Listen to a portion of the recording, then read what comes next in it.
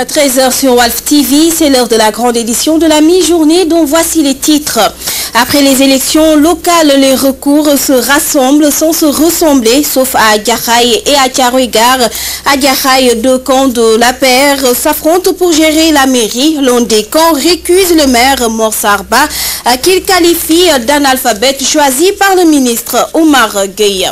À Thiaroye-Gare, ou plutôt, oui, bien sûr, à Thiaroye-Gare, les conseillers municipaux ont déposé un recours auprès de la cour d'appel pour déboulonner le maire Babacar Sène qui, selon eux, n'est pas ou ne sait ni lire ni écrire. À Kédougou, l'héritage de la nouvelle équipe est un lot de malheur. Le nouveau maire Mamadou Adji Cissé promet d'auditer l'ancienne équipe dans tous les secteurs marqués selon lui par l'amateurisme. L'actualité internationale, ce sera avec nos confrères d'Euronews. Et dans la page sport, Cheikh Tidiane Gomis nous parlera de football, d'athlétisme avec les championnats d'Afrique, mais également de taekwondo. Dans la deuxième partie de cette édition, Thiorombar Ndiaye nous parlera du cousinage à plaisanterie dans sa page culture. La lecture de la presse du jour, ce sera avec Ndeifatou Ndiaye en fin d'édition. Voilà pour l'essentiel de ce qui sera développé dans cette édition qui démarre juste après ceci.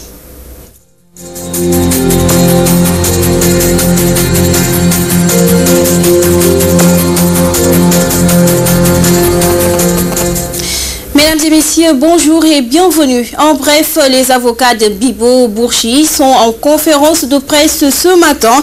Ces derniers vont parler entre autres sujets de la santé de leurs clients qui devra être évacué en France.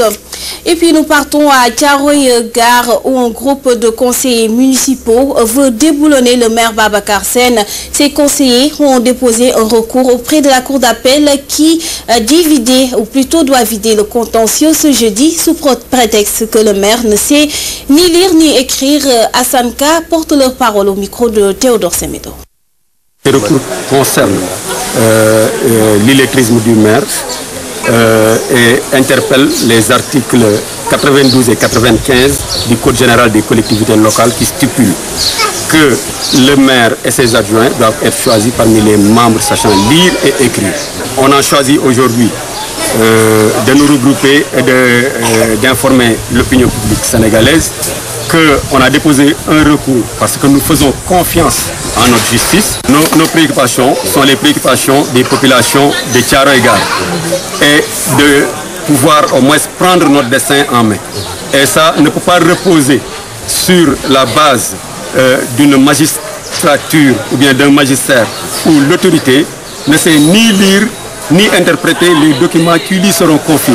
C'est un danger pour cette localité et vraiment nous qui vivons avons choisi vraiment de nous battre corps et âme, d'interpeller la justice de notre pays, que la justice fasse son travail. Si par exemple les textes interpellés disent que le maire doit savoir lire et écrire, mais que la justice au moins interpelle le maire sur ce fait de savoir lire et écrire, s'il n'en est pas capable, mais que la justice prenne ses responsabilités.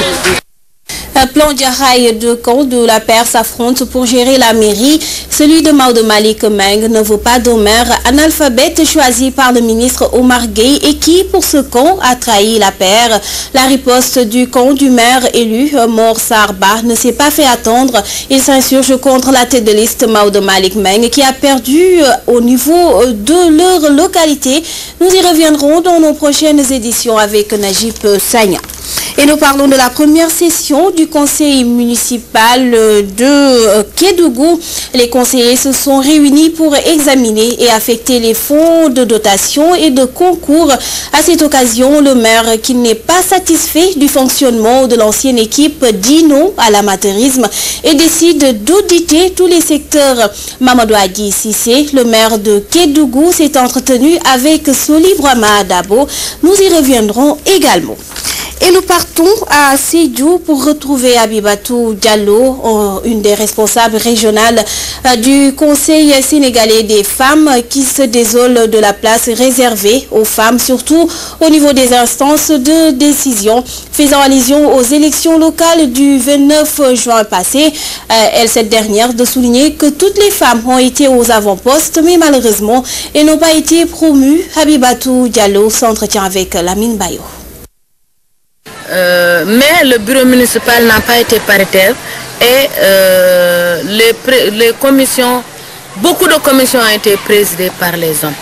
Les femmes n'ont qu'une infime portion, ne font qu'une infime portion des présidents de commission.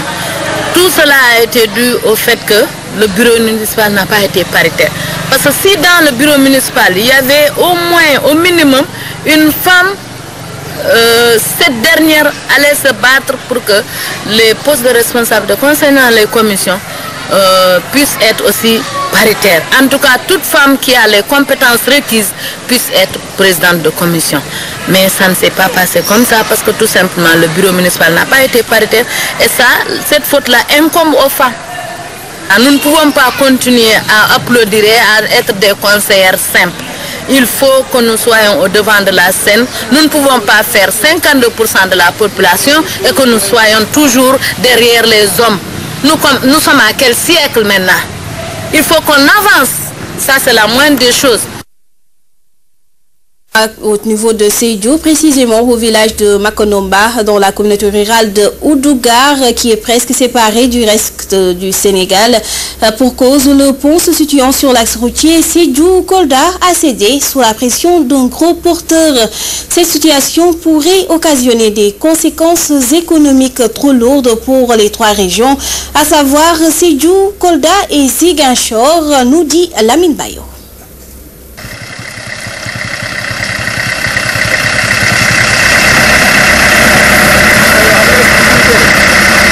Nous sommes sur l'axe Sédhiou-Kolda. L'ouvrage qui se trouve à hauteur du village de Mankonomba s'est affaissé sous l'effet de la charge d'un gros porteur.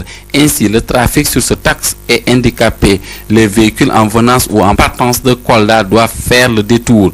Une situation qui sera difficile pour les usagers qui parlent de conséquences économiques lourdes. Je peux dire que toute la Casamance est bloquée.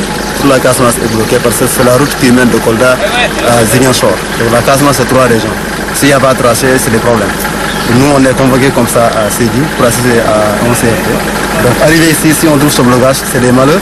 Là, ça, on peut dire c'est le carrefour de la Casamance. Donc, tous ceux qui quittent à Kolda pour aller à Dakar, obligatoirement, il faut passer par cette route. Donc, si c'est bloqué avec ça, donc, je peux dire que c'est le négligence de l'État. Le travail n'était pas très bien fait. Sinon, c'est en 2006 qu'on a inauguré cette route. Pourquoi trouver ces problèmes? La paralysie des activités socio-économiques est une des conséquences fâcheuses de la détérioration du ponceau. Au regard de cela, les populations arguent que les travaux intervenus n'ont pas tenu compte de la vétusté des matériaux. Par contre, ils se sont contentés de les rafistoler.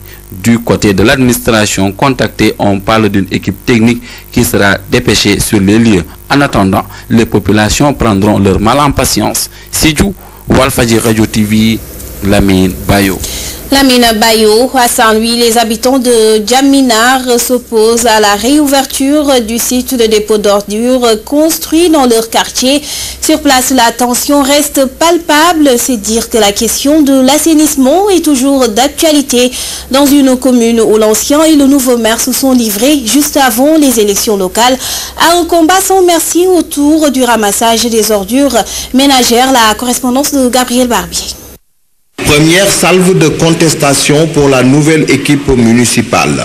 Cheikh Bamba Dièye a passé le témoin à la tête de l'hôtel de ville à Mansour Faye. N'empêche, les mêmes causes continuent à produire les mêmes effets. Nous ne voulons plus des charretiers qui viennent nous déverser les saletés ici. Nous ne voulons plus de ça. Bon, je me souviens de Senghor qui disait l'an 2000, Dakar sera comme Paris et Saint-Louis sera comme Dakar. Mais quand on voit nos autorités actuellement, je me demande où va le Sénégal. On ne peut pas imposer des gens qui vivent dans la saleté comme ça, dans la maladie. Je me souviens lors de notre dernière réunion avec le maire, qu'est-ce qu'il nous avait dit, la secrétaire? Ils savent très bien que c'est dangereux. C'est pas bon pour la santé, mais on doit l'accepter. Mais dans quel pays vivons-nous? Mais pourtant, il n'y avait plus d'ordures, c'était fermé. Ça fait 7 mois. Lorsqu'on était parti là-bas, on avait discuté avec eux. En attendant, ils avaient fermé le site pour qu'on trouve un consensus. Bon, on leur avait demandé de nous amener 2 poubelles, comme le font les gens civilisés. Les gens viennent déverser dans les poubelles et le camion l'amène. Alors, qu'est-ce qui s'est passé hier? Hier, on m'a interpellé, on m'a dit que les charretiers sont revenus pour encore verser leur saleté. Mais c'est pas raisonnable. Dans quel pays vivons-nous? Hein? Nous, on ne fait la guerre à personne, ce n'est pas un mouvement politique. Mais la Constitution nous donne le droit de vivre dans un environnement sain. Et c'est un droit pour tout citoyen. Et l'Ebola. Avant de combattre une maladie, il faut mettre les gens dans des conditions d'hygiène acceptables. Qu'est-ce qui se passe dans ce pays? Qu'est-ce qui se passe dans ce pays? Où se trouvent les gens qui sont censés réfléchir? Et si c'est la fameuse bataille autour des ordures qui recommençait dans cette partie du pays? Pikine Djambinar, Gabriel Barbier, Radio-Télévision Walfadjri. Dans le reste de l'actualité, nous parlons de la célébration de la journée mondiale de la population à Pikine sur le thème « Investir dans les jeunes ». Le maire libéral de la commune de Pikine Nord exige plus de considération pour leur localité et l'octroi d'emploi pour leurs jeunes, nous dit Théodore Semedo dans ce reportage. Célébration de la journée mondiale de la population édition 2014 autour du thème investir dans les jeunes. Le maire de Pikine Nord réclame plus de considération pour Pikine dans les instances de décision politique et sa jeunesse en matière d'emploi. Nous invitons au président de la République de choisir parmi ses collaborateurs, tant dans les directions que dans l'attelage gouvernemental, des jeunes ministres parce que Pikine regorge de talent. Voilà le message que la jeunesse de Pikine, que les populations de Pikine, particulièrement les femmes.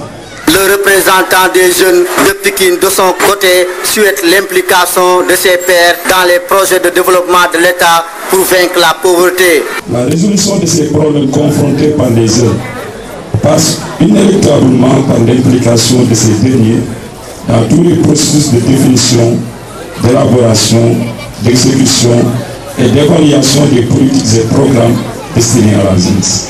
Cet appel des Pikinois n'est pas tombé dans l'oreille de sourd du côté des autorités par la voix du secrétaire général du ministère de l'économie et des finances qui précise que l'État est en face avec les jeunes à travers le plan Sénégal émergent. Le Sénégal a très tôt compris que la population est au début et à la fin de tout processus de développement.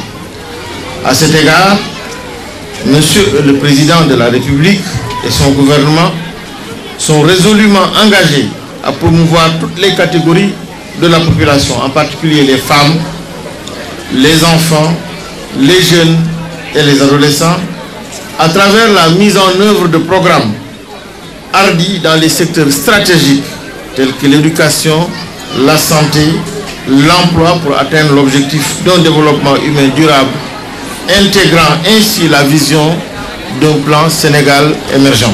Célébrée depuis 1987, la journée mondiale de la population constitue souvent une étape phare de réflexion pour les jeunes en vue de trouver des solutions à leurs problèmes. Théodore Semedo, Pikine Nord, Walfadjri.